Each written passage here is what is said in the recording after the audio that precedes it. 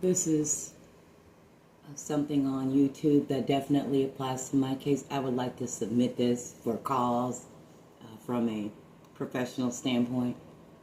Against what to be aware of. This is presented by Julie Herrera, a civil rights case from start to finish. Police brutality is basically. So what I do is I represent people against police officers.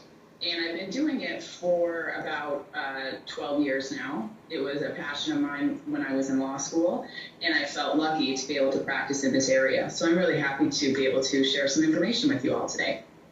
And so I think it's important to start with the history of this sort of litigation.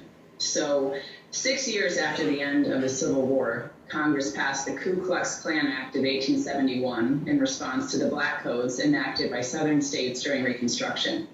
The first section of that act, codified today at 42 U.S.C. 1983, provides a federal remedy for persons whose constitutional rights have been violated by state officials.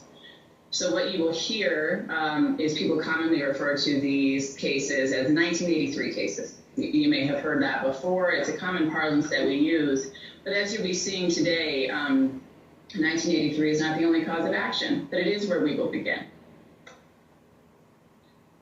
I think it's always important to look at the statute itself. Too often as attorneys, we immediately start getting into the weeds, looking at the exceptions.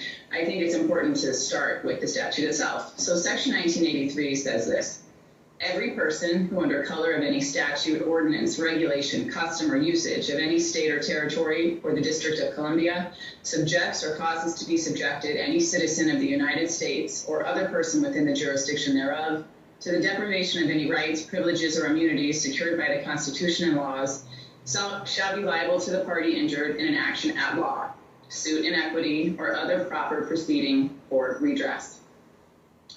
If you aren't familiar, an action at law means suing for money damages.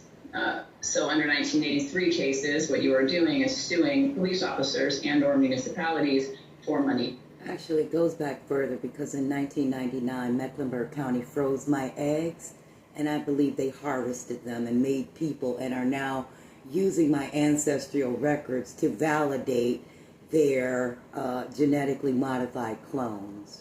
Damages.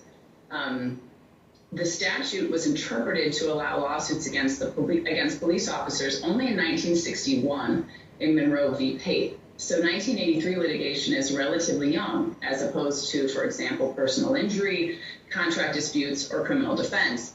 You can find case law in those areas